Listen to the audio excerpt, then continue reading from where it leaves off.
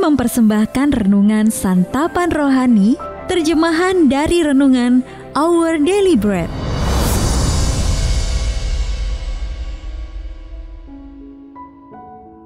Untuk menerima notifikasi video baru kami, silakan tekan tombol subscribe dan tanda lonceng di bawah ini.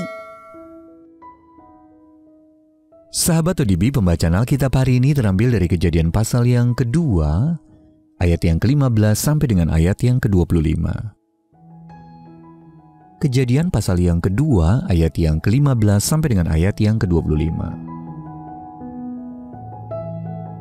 Tuhan Allah mengambil manusia itu dan menempatkannya dalam Taman Eden untuk mengusahakan dan memelihara taman itu. Lalu Tuhan Allah memberi perintah ini kepada manusia. Semua pohon dalam taman ini boleh kau makan buahnya dengan bebas. Tetapi pohon pengetahuan tentang yang baik dan yang jahat itu, janganlah kau makan buahnya. Sebab pada hari engkau memakannya, pastilah engkau mati. Tuhan Allah berfirman, "Tidak baik kalau manusia itu seorang diri saja. Aku akan menjadikan penolong baginya yang sepadan dengan dia." Lalu Tuhan Allah membentuk dari tanah segala binatang hutan dan segala burung di udara. Dibawanyalah semuanya kepada manusia itu untuk melihat bagaimana ia menamainya, dan seperti nama yang diberikan manusia itu kepada tiap-tiap makhluk yang hidup, demikianlah nanti nama makhluk itu. Manusia itu memberi nama kepada segala ternak, kepada burung-burung di udara, dan kepada segala binatang hutan. Tetapi baginya sendiri, ia tidak menjumpai penolong yang sepadan dengan dia. Lalu Tuhan Allah membuat manusia itu tidur nyenyak. Ketika ia tidur, Tuhan Allah mengambil salah satu rusuk daripadanya, lalu menutup tempat itu dengan daging. Dan dari rusuk yang diambil Tuhan Allah dari manusia itu, dibangunnyalah seorang perempuan, lalu dibawanya kepada manusia itu. Lalu berkatalah manusia itu, "Inilah dia, tulang dari tulangku dan daging dari dagingku. Ia akan dinamai perempuan, sebab ia diambil dari laki-laki. Sebab itu seorang laki-laki akan meninggalkan ayahnya dan ibunya dan bersatu dengan istrinya, sehingga keduanya menjadi satu daging. Mereka keduanya telanjang, manusia dan istrinya itu, tetapi mereka tidak merasa malu."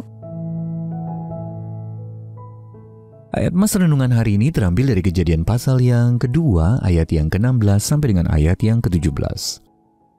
Semua boleh kau makan buahnya dengan bebas, tetapi pohon pengetahuan tentang yang baik dan yang jahat itu, janganlah kau makan buahnya. Renungan hari ini berjudul Ketaatan yang Membebaskan, ditulis oleh Tom Felton. Raut wajah gadis muda itu mencerminkan kecemasan dan rasa malu. Memasuki Olimpiade musim dingin 2022, kesuksesannya sebagai atlet seluncur indah memang tak tertandingi. Serangkaian gelar juara seakan telah memastikan bahwa ia bakal meraih medali emas. Namun demikian, hasil tes doping menunjukkan keberadaan zat terlarang dalam tubuhnya. Ekspektasi dan kecaman membebaninya begitu rupa sehingga ia terjatuh beberapa kali di nomor free skate dan membuatnya gagal naik podium. Tidak ada medali yang berhasil diperolehnya. Sebelum skandal terjadi, gadis muda itu pernah mempertunjukkan kebebasan dan kreativitas artistiknya di atas es. Tetapi sekarang tuduhan bahwa ia melanggar aturan telah menghancurkan mimpinya.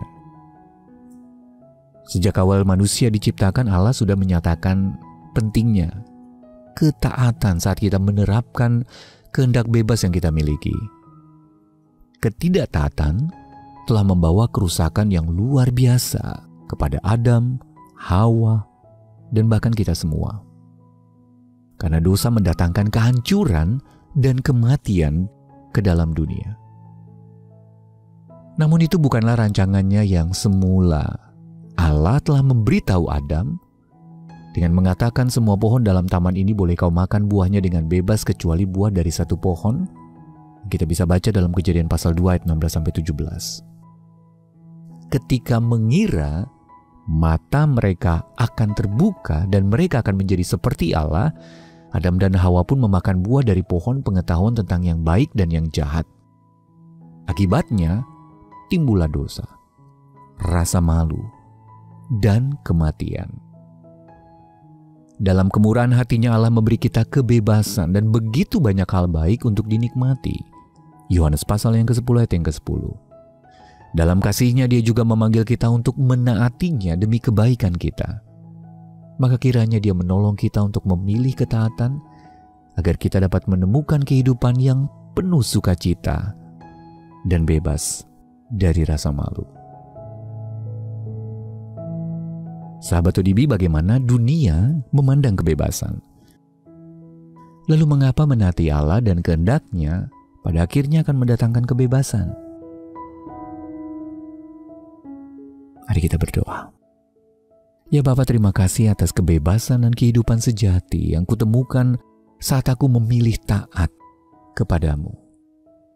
Amin.